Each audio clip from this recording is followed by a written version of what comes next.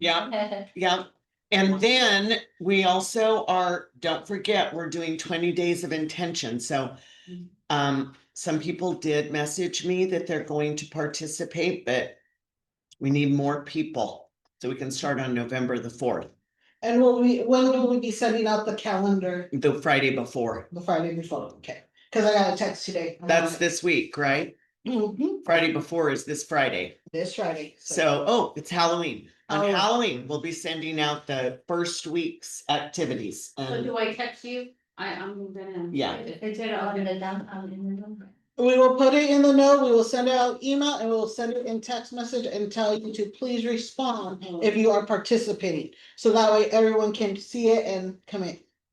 Yeah, and it's gonna be good, guys, because we want to be intentional about what we're doing and really start working towards the first of the year. Instead of just flailing around doing nothing, let's intentionally do something to get some deals in the pipeline.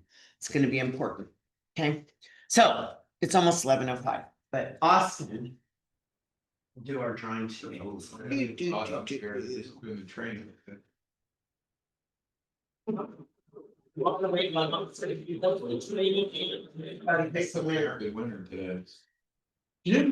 when you picked the good one. Yeah.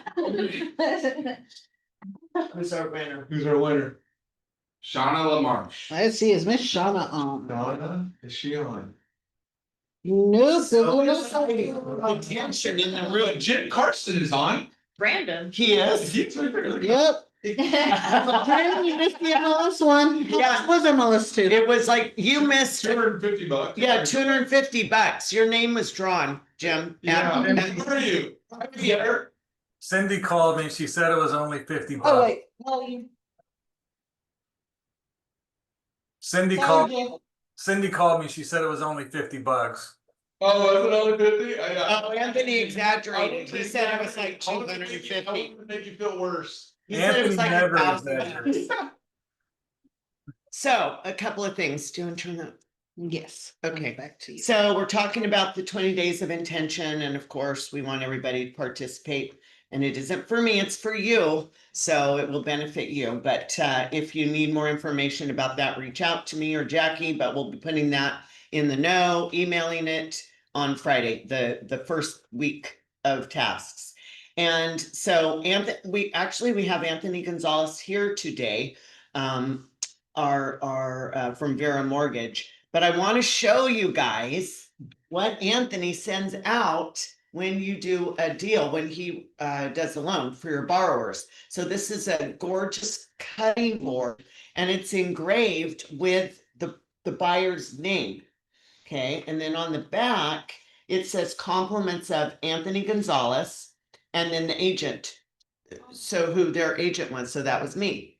He did this one for me. I didn't sell anything to myself, but he did this one for me so that we could see and what it looks like, and it goes out, and Anthony pays for all of that, but gives the agent credit on that, which I think is amazing. So And it sounds like 2 months after. 2 months after. So nice and settled in. yes, so not only is Anthony a great lender, he also gives good gifts and makes us look good while he's doing it. So And Sarah got a call from a client that said, "Thank you so much for that cutting board," right? yes, I did. They called me and said thank you. So Yeah. even though I did not know what was being sent out because I had not opened my cutting board, so I had no clue what they were talking about. But nonetheless, All good. so here's Anthony. Which Okay, so today's Fed day. So the Fed is meeting today, and the plan, I think, is to cut another 0.25 basis points in the Fed rate. So that should happen hopefully sometime today. You'll find that out. You'll find it out all over TikTok and Instagram or wherever you see any of the real estate stuff. I'm sure they'll be talking about that. So again, that's good talk. It's good things to talk about. Now, if people asked, did the rates go down today? It was already kind of in the rates over the last week because we kind of already knew that this was going to happen. So rates are probably what they were a couple days ago, but it's continuing on the path that we're lowering rates. And so that's a good sign. It's going to be a good sign for the market to come. And all the talk that they're talking about today is going to kind of move the market one way or another. So we think it's going to be favorable news today. So we'll find out more as the day goes on, as we kind of hear about what they're talking about in that Fed meeting. And so, yeah, we could see even lower rates over the next week. So rates are firmly right now in the fives. So if you have a decent credit score, you're in the fives, and that's awesome because, you know, to have that, you know, just to say a five in front, it's a good sign for us. So anyways, just wanted to let you know. So when you find out what that is, Yeah, can you let me know and I Yeah. can post it in Yeah. downtown in the know so the Yeah. agents will know? for sure. I'll let What's you- your educated guess? My educated guess on rates or on just on what Rates, they're doing. what the rate is gonna be. I would say right now, you know, if they have a good credit score, you're going to see somewhere around 5.625 to 5.75. And then if you have a pretty good credit score for FHA, you could potentially be at 5.375. So, Wow. so 5.5. So those are like rates, like I said, rates are firmly right now in the five. So if anybody's on the fence, get them off the fence because we don't know. Rates, you know, December, January could go the other way. So we want to make sure that we're telling people right now, like now's a good time to get off the fence and get going. And I always say this, anybody who's filling out an application right now or shopping in, you know, November and December, they're very serious about buying because it's not the most opportune time because of the holidays. So if they're doing it, they want to buy. So help them get into a home. So what's a good FICO score? I would say good FICO scores be over 720 will be over 720. But even if they have sub cred like 680, 640, 640, they're still probably going to be in the high fives to low sixes. That's still awesome. So, anyways, even if they don't have Yeah. premier credit, they still are going to have good rates. So, Are we seeing any effect of with the government shutdown? nothing right now, nothing yet. There's nothing. Somebody else asked me that the other day. Are we not closing loans? You know, are we having trouble funding? None of that's happening. The only problem is going to be clients who are working for the government, depending on how they're getting paid or not getting paid. So that's where, so if we have borrowers that are working for the government, we're looking at them and saying, like, calling them saying, hey, are you using sick time? Are you using vacation? Because if you're still using vacation, still using sick time, they have a lot of it, then it doesn't affect their loan. So that's, yeah, so it just, What about if you're at the end of the loan and you have to do a VOE? VOE, they're still employed. They're still employed. Yeah, But they're still considered employed. They're still considered just not getting their. Well, They're still working That and the check people are page. still answering the phones. They're just not getting paid. Yeah, exactly. So we can still do a verification now, depending on those, a lot of the times they're automated. So, which is nice. We can just pull an automated to say they're still employed. We don't have to actually talk to somebody. Now, if they have a job where we have to actually talk to somebody, that's kind of obsolete now with most companies, especially government, you know, then yes, it could be an issue because they don't have somebody there to answer the phone and say that they're still employed. But a lot of the stuff, a lot of verifications are automated. If there, but going forward, if there was a gap in income because of this, I mean, isn't that explainable? It is. We could, again, once it comes back up and running, let's say a month later or You whatever could it say, is. yes, they didn't make a deposit or there was no paycheck because. Right, because of this, and everybody will just, it'll pass It'll be through fine. because their income's now fine going forward, which that's a mortgage, right? We want to figure out, can they pay the mortgage going forward? And so that's, you know, that's gonna be fine at that point. So, yeah. I was reading something about since the government shut down, the lack of the census data and all that might affect not being able to lower interest rates or something. I was reading like a month ago. Yeah. That hasn't really. That has not, because everything's been very favorable. And, you know, the last time there was a government shutdown, rates actually went down. So we kind of talked about that as like, maybe it could be in our favor that the rates, it could be happen again where rates do go down. And man, after today's meeting, we could see even, you know, more of a push down in rates. So, yeah, That would be What amazing. time is that today? it's happening right now, 11 o'clock. Like, So as soon as we that. know anything, Anthony's gonna call me and we'll post it on the know. Yeah, exactly that. How much the Fed cut the rates so you guys can talk about it. It's a good thing to talk about so that people are like, oh, right, rates are getting lower. Okay, great. Let's do something. Let's You get off guys this. should go right on social media with it, whether Yep. it's a video, whether it's just a post, whatever, be ahead of it. Just let Not people know. behind. How Yep. about a refi? Refinances? What about refinances? What's the rate on that? Still similar. Yeah, similar rates. Refi rates are going to be about the same. They're not any worse. Now, if somebody's pulling a little bit of cash out, Yeah. sometimes cash out refinances are a little bit higher, but again, still high fives, low sixes, still awesome.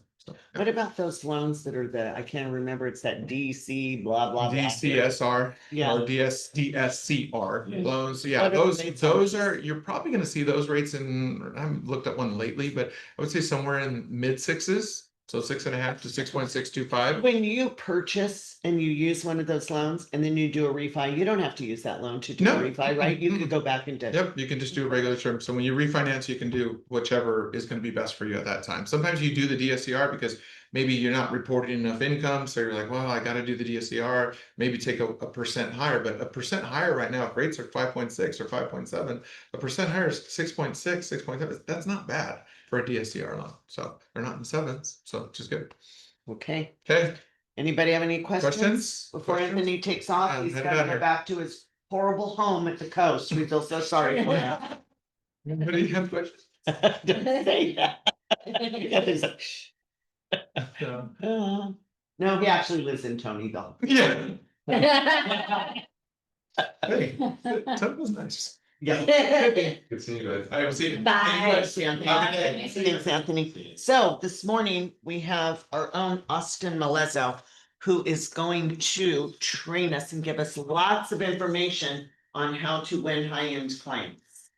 And so ask away any questions you have. Austin's an open book, and I'm gonna turn it over to Austin right now. Yeah, I was trying to, this past week, I was trying to figure out what angle to go about this.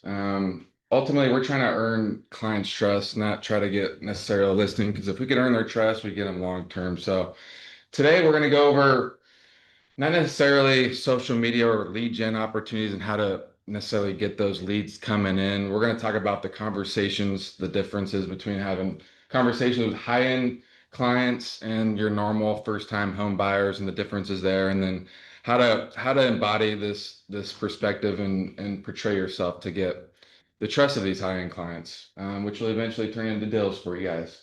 Then of it too, I want to debunk the notion of you have to look a certain way, you have to have so many deals under your belt, so many years of experience. I think it's all irrelevant. It's about how you conversate and how you go about your business that earns a trust, no matter how long you've been in the industry. And I think that's a big notion that's false. So let's get into it. And if you guys have any questions or anything at all, jump in. Positioning yourself as a real estate advisor rather than an agent. This was a big thing for me. You guys know I was doing real estate in the Central Coast for 4 years. Before then, I never sold $1 million home at that point in my career. And you guys know I cold call. That's my biggest thing I've done in my career. So I went from cold calling people that have had one house their entire our house to cold calling individuals that have 20 plus homes or they have multi-million dollar homes. Entirely different conversations. We're talking to these type of people compared to clients. So when I was cold calling, I had to position myself and I was thinking about it. And anybody that does well, they have they have financial advisors that handles their stock, their bank, and to trust people trust their financial advisors, right? So I position myself as more of a real estate advisor than an agent. What that's about. Let me go to the next one. So we're going to talk about from the initial conversation that you talk with these high-end clients and starting from there. The big differences that I've noticed is talking to high-end clients and normal buyers and sellers with average with one home and so forth is they're less emotional and they're more logical based. Usually when you're dealing with a first time home buyer or so forth, they're emotionally tied to this one property because it's all they pretty much have, or maybe they have a couple different ones. When you're talking to higher individuals, whether they have one property that's worth $2-3 million or they have a whole portfolio, they're more logic based. They're more relevant to the industry. So they're going more off of logic than emotional.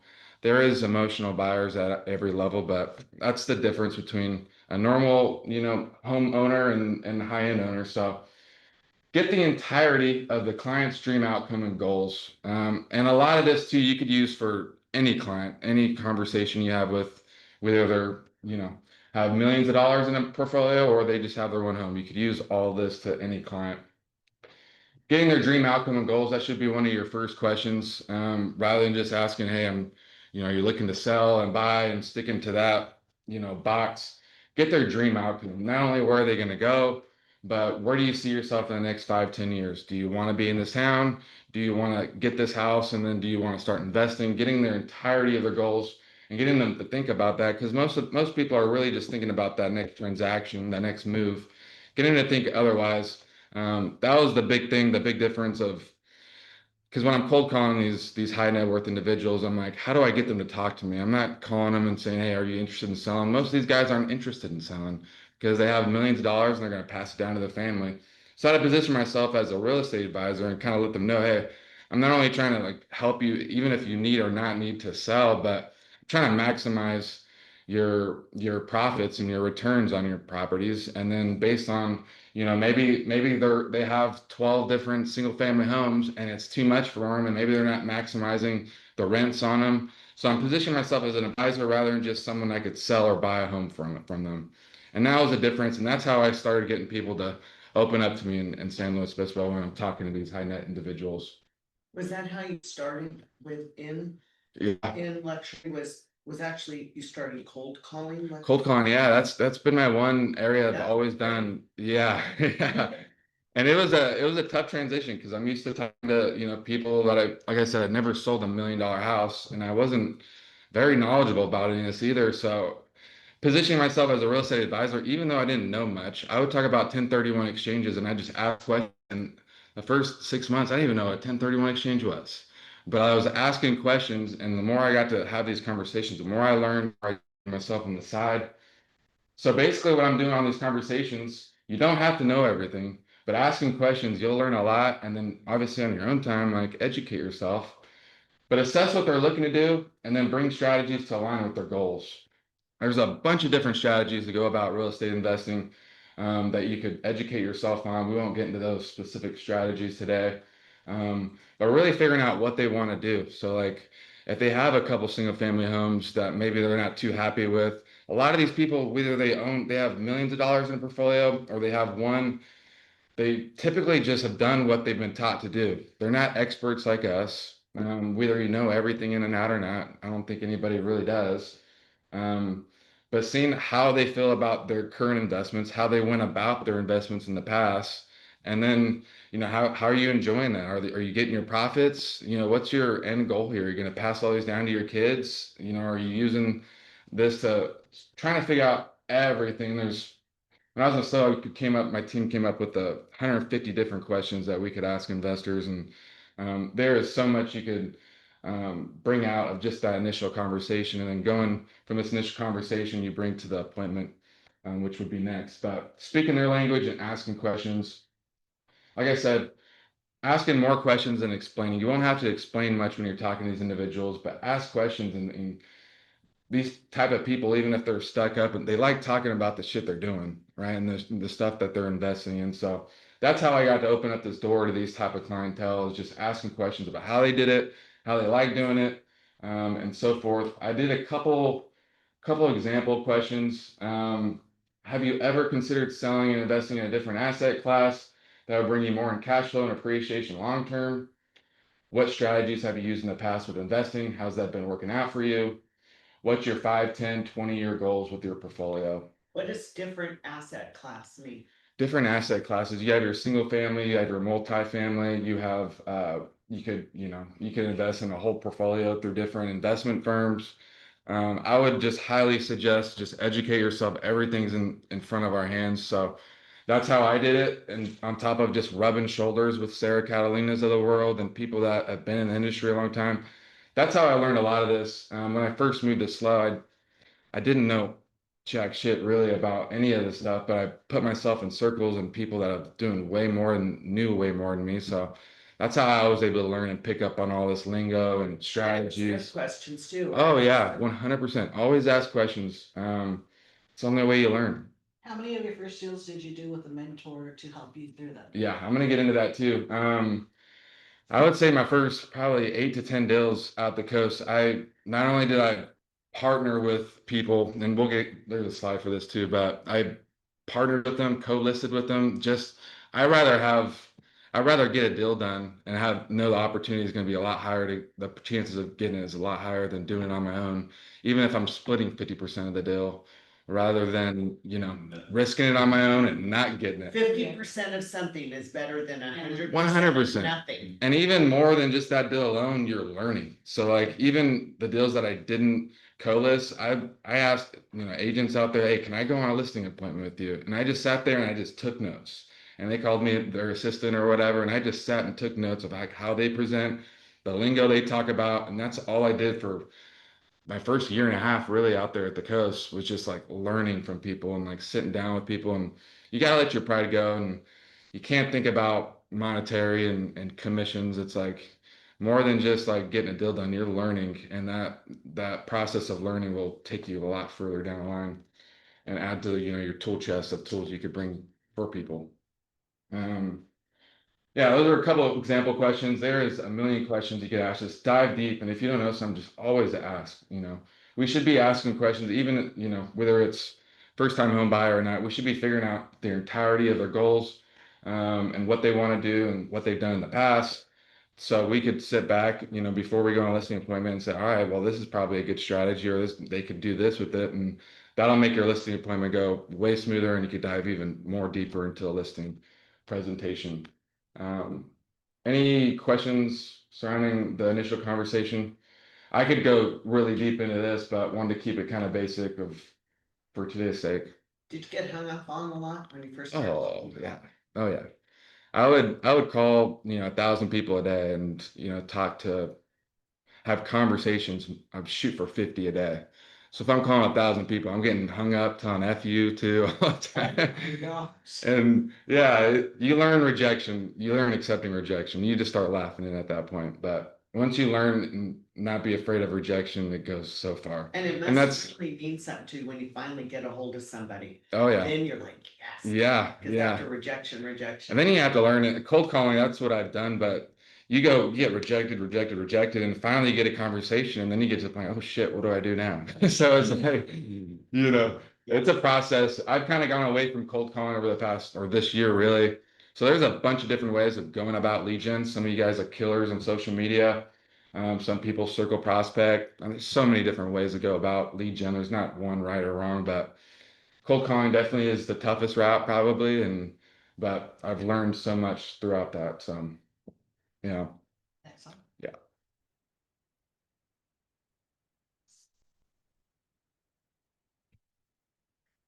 Come prepared to your listing presentation, offer what most don't. So this is kind of embodying the fact that you're a real estate advisor, not just an agent doing a transaction, talking about one. So based off of that first initial conversation, whether you're at the bar talking with somebody or on the phone or whatever that case may be, just diving deep into what they want, what they've done, allows for your listing presentation to be able to offer a lot more and so forth. We could go to the next one. Listing appointment. This is also another one we could dive really deep into, but make the process streamlined, offer all of your resources, concierge level services. What I mean by that is, especially when we're talking about high net individuals, they have less time to focus on a transaction, or that they want to focus on a transaction. They got a lot more going on with their lives. So as streamlined as you could possibly get the transaction, from the first meeting and the listing presentation to prepping the listing to the escrow process, as streamlined as possible as you get, the more smoothly it'll go and the more opt they'll use you. Talked about this in the past with trainings, but 9 out of 10 agents usually go into a listing appointment, they'll see the house, and they'll give the clients a whole list of things they need to get done. You need to get landscaping done, you need to fix these repairs, you need to maybe do a little paint job, you got to do inspections. All that stuff I do for my client up front, to make it as streamlined as possible. And the first thing you're thinking of is, well, that's going to cost me money. You could also charge a premium for your listing. So the more you offer the clients, I usually charge a minimum 3%, 3.5% for my listings, because I'm doing all this up front. And 9 out of 10 times when you're offering all this value to the client, the conversation of commissions or them trying to negotiate down, it hardly ever happens, because you're bringing so much value to them. and saving them money and time, more importantly. The idea of, either 2.5 or 3% commission or 3.5%, it rarely comes up for me because we're offering so much value that most other agents don't. So whatever you can think of, inspections I do up front just to get done so we could have negotiating power and escrow, that type of thing. Handle as much as you possibly can within your budget, of course. But the more you can do for them, the more out they're going to use you because they don't want to do all this shit, right? So most high net worth individuals have more going on, so less time spending towards the transaction. They want to streamline as possible, like I mentioned. Net sheets, 1031 strategies, different asset classes, or assess different asset classes for long-term benefit. All these things you should get done. The first thing I mean, net sheets is kind of a simple thing, but you should bring a net sheet to them. You should get on, Chicago Title or wherever you use and see what they own on the property and bring all this information because they want to know it too. Bring as much as you can to the listing appointment. One thing I will say though is, I mean, oftentimes when I'm slow, it takes 3 or 4 interviews to dial in a contract with the client. They're interviewing other people or they're just, getting prepped. Not everybody's ready to go the first time they go. So you got to really assess in that first initial call how ready they are. You don't want to bring all your value, and if they're not selling in 4 months, right, they're going to forget about it. So really assess how ready they are. You don't want to give all your tools out in advance. So really assess, I'm talking about the listing appointment when you're going in, you're going to sign a contract or they're ready to sign a contract with somebody at least. This is what we're talking about. So just assess at what stage they're at before you give them everything, of course. Premium materials. One thing I realized, all the higher end agents in San Luis Obispo, they always left them something. So I'd go sit down with a client at their table and they'd have a stack of materials past agents already brought. So always leave them with something, even if they're 3, 4 months out, but having them keep something about you, about your brokerage, about how you go out business. You don't have to get super detailed about everything you do, but leaving them something where they can remember you. Because worst case, you call them in 4 months and they forget about you. So always leave them with something on the initial appointment, whether it's the listing appointment or just the introduction appointment you're meeting them with. Premium materials seems basic, but if you could have, if you pay a couple extra bucks for a premium material, better quality paper goes a long ways, especially when we're talking about high net individuals. They're typically classier. They like things done, nice. So it beats out, little paper like this. So it's a couple extra bucks that is worth it in the end. Bring your full marketing strategy to sell that subject property or whatever that situation is. And then one thing I actually started doing this year is I bring buyer guides to listings as well. It shows how you can handle buyers and prospect for them, even if they're not buying a property. When you're selling a property, you're also prospecting buyers for them. So I bring both to my listing presentations. And then at worst case, they might have a friend that's buying something and they have a packet there buying, there's no downside to bringing.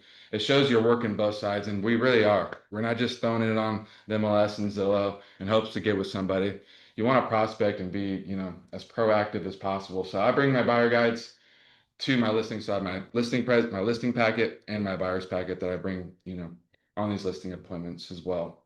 Do you bring comparables in with your materials? I'll bring comps when it's that listing appointment. When they're ready to sign a contract and we know we have like 1, 2 months of time frame. If they're 4 months out, I don't even get into price. There's no point of getting into price because if you say a number that they're not interested in, the market could very well change. We know how this market is. So there's no point in like starting an argument or anything like that before it gets to that point. So you're just trying to make a relationship with them first. That's it. Yeah. Unless they're ready to go. Right? Yeah, if they're ready to go, you give them the whole listing appointment. You can bring comps and go over pricing. But if they're not, why even open up that door, right? So when you're asking the questions before you go, that's how you determine, yeah, Exactly. they're ready to go, they're not quite ready to go. This is Yeah. more of a relationship maybe. Yeah. But if they're like, oh no, we're ready to go sell right now, when you go to that listing appointment, you better have those calls. Exactly. That initial conversation is so important. You should gather everything they've done, what they're trying to do. And a lot of them may not even know exactly what they want to do, but it'll open up that conversation. And then the first question I ask when I meet with them is, assume that me and you, John, agreed on everything. I like you, you like me. Is there anything holding you back from today from signing the contract? I always ask that question up front. One, it lets me know, all right, they have these concerns that I gotta, talk about and emphasize today. Or yeah, no, I gotta do this and that. So we're looking at 3 months. Now I know going into the rest of the appointment, I am not gonna share this or I'm gonna go all out. So that's the first question I always ask. If everything made sense today and everything was perfect, is there anything else holding you back from moving forward today? That's crucial. Just in case you're a little gray area and if they're ready or not after that initial conversation, no matter what, I always ask that question up front. How much flexibility in high-end listings do you give these owners in price? Because if you're gonna start paying for things Right? ahead of time, Yeah. you've got money invested. Yeah. How flexible are you on price and how long of a listing do you do? I mean, the luxury market, it's whenever we know how the market is right now, where it's like pricing is huge, whether it's a $400,000 house, and especially if it's a multi-million-dollar house. So you don't want to spend a bunch of money, especially if you're doing all this on a house that may or may not sell at that price point. So I'm very stingent. Usually I give a 5 to 10% difference there. If it's max, let's just talk about a $500,000 house. Max is 500. I really don't want to price it anywhere over 525. If it is a point to where they're like stretching the limits here and they're not necessarily listening or agreeing with me, I always put in the listing contract as well. If we sit for three weeks and we don't get any offers and low traction, we're doing a price reduction in 3 weeks. So I always put that in there. I didn't do that for one of my listings this year, and it bit me in the foot. So I put that in there. So yeah, it's really just gauging. You don't want to just list a property just to list a property at whatever price. So you really got to gauge. And then also, when you're paying for all this stuff, if budget's a concern, which it is for a lot of people, you could also put in the contract, hey, I'm paying for all this up front, and then I'm going to get paid out through escrow at the end. So you could also get your money back as well. I'll do that for cases where they're not necessarily listening to my strategy or pricing, just so I know no matter what, at the end, I'm going to get paid out. And if it falls out, then I also get paid out. You could put that into the contract. How long of a listing are you typically doing? I usually just do a year. Listing contract. Yeah. The duration. Yeah. I do a year. And I always tell them too, when I'm like, hey, this is a huge decision for you guys. I recommend, and you guys could totally interview other people. This is a big deal for you guys. I get that. After you offered all the value you did, most often than not, they won't interview other people anyways. But make them feel comfortable. Tell them, hey, interview other people if that's, makes you guys feel better. And then assume the close when you're talking to them. I always assume the close the way I articulate is, when we work together or when we sell your house or when we go, it's when. So in the back of their mind, psychology, they're already assuming they're working with you.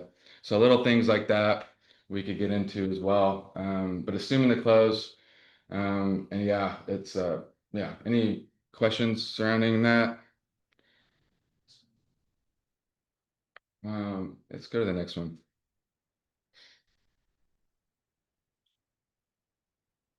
Attire and etiquette. This one, etiquette's big. So like master articulating. So you could jump on YouTube and listen to people and how they articulate and like train yourself. One thing I struggled with for my first 5 years, I always said so much. So that was something I had to work on. I don't even know I'm saying that. I say it 30 times in a conversation. So like I got like my buddy at the coast, like I was like, correct me every time I say So it's like that was one thing for me that I had to work on. And then he would always correct me and I would correct myself. Just focus on articulating and just slowing down and just gathering what you're going to say. A big thing for me too is when I'm talking about something and I don't necessarily know what I'm going, I just start rambling and I'm in the middle of the conversation. I'm like, where am I going with this? And it comes with nerves, and then you're trying to over explain, like that's It's kind of like an out of body experience. yeah. Like you're all of a sudden you're looking at yourself going, Like, "Oh my oh God, shit, what where am I to going? say?" Yeah. There's what's the point of all this? One thing I learned is there's power in the pause. So you can power in the pause. there is nothing wrong with being silent. It might seem awkward for you because you're used to rambling, and this I'm speaking out of my own experience. But there's power in the pause. I've listened to high-end uh, real estate agents and advisors out in slow, and they would pause for minutes at a time. And what do they do? Just stare up? No, usually it's on a phone call. Usually it's on a phone call. But the more pause you, especially when we're cold calling and we're talking to people, you pause, and if the conversation's kind of getting bland, the other person's also feeling that pause. So they end up selling themselves and they end up just talking about more than they expected to talk about. So like gather your thoughts, don't be worried about a pause. It goes a long ways, and you got to fight that little awkwardness, but power in the pause. Have you done it in person? Yeah, yeah. And do they just sit there? and I don't, listen? I try not to talk, I don't talk about anything that I don't know for sure. So like, yeah, if there's nothing that's coming to mind, I'll pause and I'll just, I'll give a little stare down. I mean, I hate to make it too awkward, but you want them they should be talking more than you. So like our whole thing is asking questions. You should be asking questions no matter who you're talking to more than you're explaining things. And whenever you're feeling that awkwardness, that's when you tend to just over explain and start rambling too much. So power in the pause. If there's one thing about articulating, remember that one. It's a good one. I think we all can learn that. Yeah, 100%.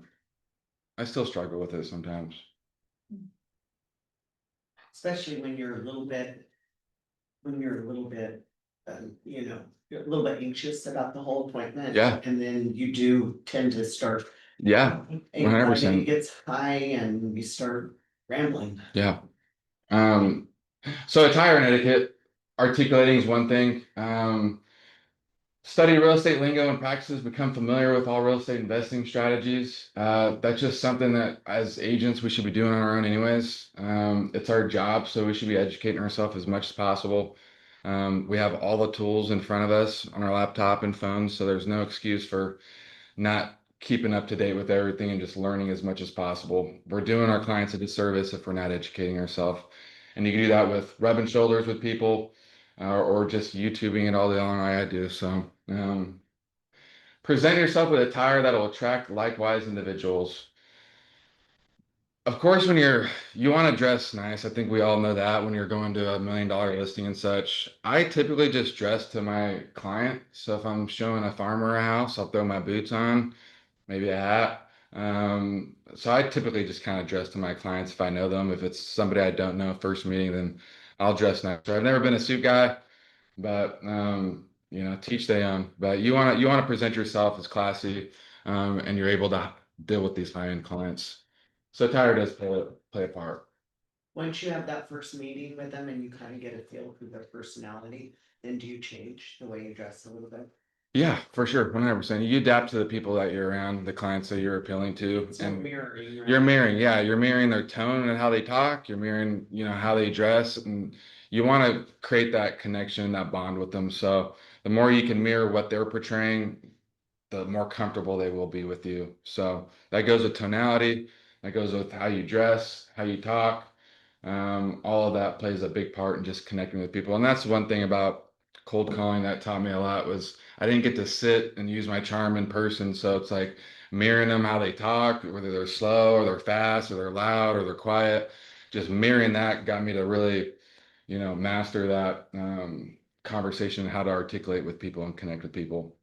Um, and attire, like I said, I pretty much just dress to my clients, but you want to present yourself well.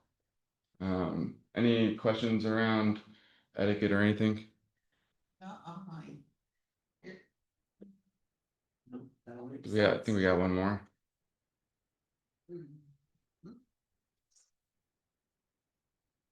We were talking a little bit about this earlier. Leverage experienced agents, prioritizing, providing the most value to a client over your commission. So the whole idea is one thing that bugs me is you get agents or clients from LA coming to the Central Valley and they hire an agent and they're trying to help them purchase a property here in Visalia. They're doing their clients a disservice because they don't know the market here. They're just trying to make a commission, and it's blatantly obvious. A lot of sellers or clients don't know that for some reason, but prioritizing yourself with the most, or giving them the most value. And oftentimes for me in my first couple of years dealing with this luxury, side of things, I had to bring people in on the deal with me because I didn't know everything. I didn't know the slow market like I should have. So I knew I was doing them a disservice if I didn't bring somebody else in. I mean, um, prioritizing relationships over money. You're not only working on this deal, but you're hopefully their family realtor for the rest of their lives. So prioritizing relationships over the initial money, because ideally you want, like I said, you want to do as many deals with them as possible in the future and their family and friends, um, and not just that one single deal. That's one thing I've had to learn over the years was cold calling. I've always done just worked on brand new leads, people I've never met before. I never really worked my SOI as much, didn't really have an SOI at the coast. So everything I did was based on like cold leads and working with new people. And in turn, I really prioritized, those individual or couple deals I did with them, and I didn't really follow up with them after that. And that's one thing I'm kind of working on, now that I'm back in the valley, is prioritizing the relationships and building that long-term clientele rather than just the initial deal. I think Sarah does an amazing job, and she's been helping me with that too. So think long-term, not initial.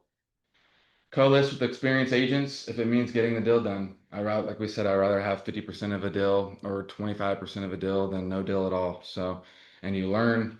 If any of you are, want to team up, I'm more than happy to do it. Last 4 years, I've pretty much for my teams, I've just gone on listing appointments and got the deal done. And usually I'll do like a referral fee or co-list, whatever gets the deal done. But that's what I did my first few years when I didn't feel entirely confident or I didn't know as much as I should have or the market. Teamed up with people. So if you guys have questions or want help on the listing appointment, whatever I can do, I'm not asking for money, just whatever I can do to help. Austin, if an agent, at what point in the conversation with the seller would an agent say, if I did that, though, I need to bring Austin in, right? Hmm. At what point would I bring you in, and what is that conversation, what does that script look like with that seller? Like, what would you say to them? It's a pretty casual conversation. When I was at the coast, I usually just say I work with the team. And Uh-huh. so whether I was on their team or not, I mean, I wasn't on their team whenever I co-listed with people, but hey, we're a team. I work a certain division, they do this, so we're all in this together. And we don't really have to get in details. More often than not, they don't even see that we're in different brokerages. Usually we'll just sign up with one brokerage, whether it's the person you co-list, if you're doing different brokerages. If you're in the same brokerage, it's even easier. We're all in the same brokerage working together. So conversation doesn't really get too integral. What if they went to a listing appointment and realized that the listing appointment is over their head? Wait, what? If an agent went to a listing appointment Mm-hmm. by themselves and then realized this is over my head, Yeah. right? Is it too late to bring somebody in at that point? No, not at all. I would just pivot to like making that just relationship, and then hey, the next meeting, I want to bring in my partner or Yeah. so forth, and then we get in all the intricacies of the listing and how we go about business.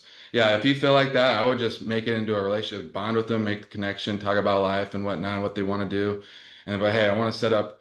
Typically, you need to set up multiple appointments with them, anyways. Most often than not, and at least with my experience, it takes multiple interviews and meeting with people rather than a fire sale, just meeting one time and then we're listing the property. So it takes a few times to meet the people anyway. So yeah, if that ever comes up or oh shit, I can't handle this or I'm feeling whatever, then yeah, just set it up for the next appointment and then we could get into it then with whoever you partner with. That's so good. What? Is there another slide? No. I don't Okay. think so, no. What do you think? Like, just listings in general, Yeah. high end, anything. What are the three most important things? Like the three most advice you would give to agents? What would that be? One is just bringing the most value to them. So like making it as streamlined as possible. Like I said, most agents don't do that. So like every listing or buyer's appointment, I always have a resource page of all of my people that I have, my handyman, my contractors, my inspectors, my cleaners. I have that whole list that I leave with them. So it's like my people are your people, and we're here to get this done for you. Because most agents just go in and here's a list of things, call me back in a month or two. And you're leaving, when you leave it to sellers, they got their life, they got their own things they're dealing with. Most times it's not all going to get done anyway. So I'd rather get it all done on my own timing and get it up front. So like providing all of your resources is one. Obviously, when you're selling a property in this market, pricing strategy is huge. Um, but then just showing them how you go about business, because I think the bad rap that we get as agents is like a conversation I just had 2 days ago. We're like, why am I paying 3% to agents when they're just putting it on Zillow and Redfin and all this? Like, what are you actually doing? And most agents aren't offering anything else outside of just throwing it on the MLS. So the more you can offer them, and getting into details about your market strategy and, and so forth, um, that's a good one. And I think the biggest thing, like just showing them that you care, and the only way you could show the clients that you care is like getting to the bottom of what they actually need. A lot of them don't know what they need, but figuring out why they're moving, what's led them to this point, where they want to be, and not just next year or 5, 10 years down the line, and being able to set that up for them and paint the picture for them. That's what we're doing as agents, is we're painting the picture and getting it done for them. Most of them don't know where they're going. They've just done it one way. They've been taught their whole life. So paint the picture, and you're not going to get to any of this if you don't know the entirety of their situation and You what's gotta ask the motivating. questions. Got to ask questions, 100%. I can't help somebody on, if a person signs up to the gym, they could give them a workout plan and an eating regimen, but it doesn't necessarily they're going to get skinny over 4 months. You got to know like how they've got here, what's their work schedule like, why aren't they, where they want to be, already? Because if they could do it on their own, that's why they're hiring us. So just getting to everything of why they're doing the thing. You got a question in the chat or something? Okay. Do you ask a higher end client lead, assuming they have done deals before, what did they not get from their previous experience they would like to get out of you? Do you Yeah. ask them about negatives in previous deals? Yeah, like have you used an agent before? Yeah, I have. What was your experience with them? That's a great point, because then yeah, I do ask this question a lot, and it's essential too, because you want to know if they've worked with someone before, how did that experience go? Because more often than not, we hear horror stories from clients of they didn't have a good experience, and that's why like agents sometimes get a bad rap, because they just been through a bad experience with somebody, so they're portraying that on every other agent, and that's not the case. So asking them their experiences beforehand of their deals they've done in the past, or maybe they just like talk to people or agents even if they haven't done a deal and they just had a bad experience on based on the conversation. So yeah, that's a central question. It's a great one to ask anybody. And you should do that on your initial call, because you want to know what you could provide that would be a different experience for them. So I think it's brilliant. Okay. Anybody else have any questions? Would you ask that even on a buyer lead? Yeah, 100, even more so, because you're dealing with an agent even more so on showings and stuff. And yeah, I think buyer or sellers works perfectly. Just getting to the bottom of their experiences in the past, because you want to set yourself up differently than anybody else. Because of your age, Austin, that you're young, but you're pretty young. Yeah. Have you ever has age ever been an issue when you're dealing with high-end older clients? Not much, no. I mean, the whole once you provide so much value and you show that you're doing this for a living, you hardly get, arguments or them asking your age. And they might ask your age, but they're not doubting your ability to do the thing because you're explaining it so thoroughly. So more often than not, like commissions are hardly something I have to deal with, and age isn't a thing. So that's when I first started real estate. I think everybody's like, I want to sell $1 million homes, I want to deal with high net individuals, but it's like, I haven't had enough years in industry. I just got to build myself up, or I just haven't done enough deals. Whatever the excuse may be, it's all bunk in my opinion. You could do it, whether you're I mean, you partnering can use this formula for anybody. listing. It Yeah. doesn't have to be that, when they're not high end, you don't treat them this way. Yeah, 100%. You could do it with a first-time home buyer. The more tools you're stacking in your tool chest to use for your clients, the better whether it's their first deal or if it's their 15th deal. You're just building up your tool chest over the years. It's kind of how I've pictured it. And the more you could offer, the more opportunities you'll have. So 100%. Okay. So, if you guys ever want to partner with Austin, he is available. Austin is an open book. You can ask him any question. Same thing like with commercial. Mm. It's the same thing. If Yeah. you don't know what you're doing with commercial, call Josh or Monday. Yep. He's one of our agents. He Yep. does commercial. Before we had Josh, I partnered a lot with Kevin Land. Yeah. Yeah. Because he's commercial. And Gene is commercial. You know, Yeah. there's a lot of, I mean, we have some experience. So it's good to partner. You come across to the seller better and you're learning. Yeah. And you're being transparent with them too. People don't want to talk to somebody. They could detect if you're like just BSing, if you're trying to move something. I'm honest, like, hey, you know what? Like if it's an ag deal, I've partnered with like Joe Silva over the years on plenty of deals. Yeah, 'Cause ag deals, The yeah. ag deals are not my expertise. So I'm like straight up with them, hey, like I do this, but we'll bring a lot more value bringing in Joe or whoever it is that knows this industry and does it full time. And that's being transparent, and they appreciate transparent. The more transparent you could be with people, they appreciate that because I think most people are not as transparent as they should be. Well, they don't want you BSing your way through it and then Right. it's gonna come. And it'll get Figure exposed. it out. It'll get They'll exposed. figure it out. Yeah. And I think also if you are referring to an agent, there's a good chance they're gonna refer back to you. Yeah. When there's something that maybe like, oh, it's, maybe I don't deal with this, maybe it's, Yeah. I mean, it's that referring back and. Yeah, and referring or co-listing or whatever the situation is, it doesn't mean you're giving your client away. You could still be the main point of contact, and you should be. Like, I don't want to be the main point of contact to anybody's client, but at least bring in somebody that's an expert in this industry, getting the deal done and being able to, oversee it. It doesn't mean you're giving your clients away. How important does that make a seller feel to say, I want to do the best job possible for you. Yeah. And I have a part of my team, he is an expert in this. Yeah. They are gonna feel good. 100%. Yeah. Because you cared enough to bring in somebody that had more knowledge. than Yep. you. Yep. They appreciate It's not that. gonna work against you.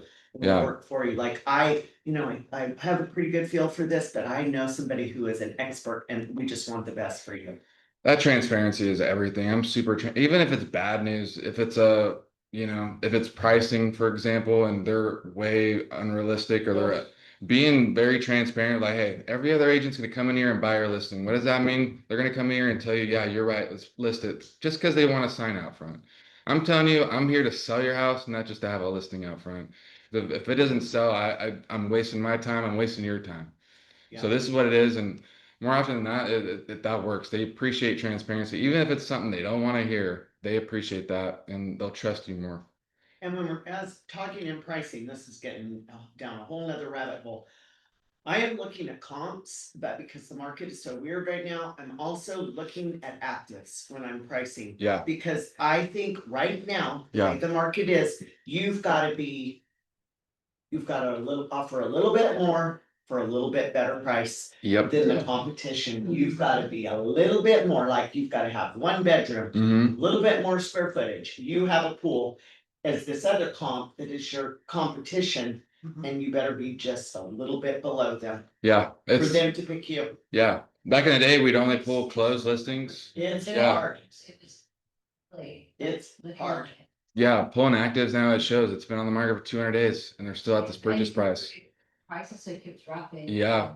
So every week I have to look at it and change my comps. Yeah. Cause it's so different. It is. Yeah. So that's a great point. Yeah. We started doing that ever since the inventory started getting a little lower, pulling active comps and showing how well they're doing, especially especially if you're going out and, the country and so forth. There's really not many comps anyways. They said, they're even the call fair, insurance, Yep. they dropped Yep. in months.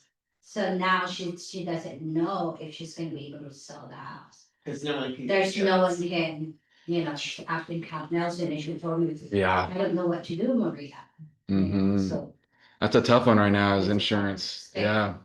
Can't get any insurance, even for call fair, Yeah. so. Just awful. Yeah. I wish I had an answer for that. We're all dealing with that. It's tough. It's tough. You need to bring that to make the seller aware, because Yeah, sellers Yeah, are not learn. aware of Yeah. this Greenbelt. They'll be like, oh, well, mine's only, yeah. But for the new buyer, I Yes. call and get quotes, so they are well aware of what the buyer is gonna pay, because Yep. it's affecting prices. Yeah. 100%. They told my client $10,000 and Yeah. they're retired. Yeah, that's like $1,000 a Yeah. month for insurance. It's insane. It's crazy. No way. Yeah, and bringing that up front, you know, if you're looking to buy something out in Springville or wherever the case may be, and that's an issue, bringing that up front before you even start showing them, setting that expectation, because that's a big difference right now. Yeah, it changes the game. For sure. Sellers are notorious for saying, yeah, my insurance is only blah, blah, blah, Yeah. You've been here. Well, you're 20 years. grandfathered in, yeah. Your grandfather did. Yeah. Wait till the new person. Yeah, you Exactly. can't transfer that. Yeah. Yeah. Okay. All right. Well, thank you so much, Austin. That was amazing. Yeah. We appreciate you so much. Thank you. Calendar events. Calendar events. Okay, Jackie told me we've got calendar events. Okay. Don't get up, Maria. We got calendar events. Okay, Bagels. what are our calendar events? Bagels, Bagels with the Bagels. broker Thursday. next Thursday. next Thursday in the Exeter office. Oh, that's good. And then we have Veterans Day, Veterans Day, November the 11th. I know that one. It doesn't ever change. and toys. Bring your toys. For Toys for Tots. Oh, yes, we're doing a cornhole content tournament at the Veterans Day. Teams of 2, sign up. We've got to start figuring. We're gonna have the tournament, and we don't know what the prize is, but it's not just for agents, it's for clients. Reach out, ask your clients if they want to come and be in a cornhole What's that date? tournament, November the 11th. 11 o'clock until, what do we do, 11 to 4? Yeah, I think that's what we told the actually, It is? yeah. Oh, 11 we've never gone that long before. Last year we went over because of the cornhole tournament. Oh, okay. So we pre-prepped the. Yeah, so we're doing axe throwing, and I paid for it, people can come axe throw, it is so much fun. Invite your clients, Yeah. send out, it's a whole reason to do a touch with them.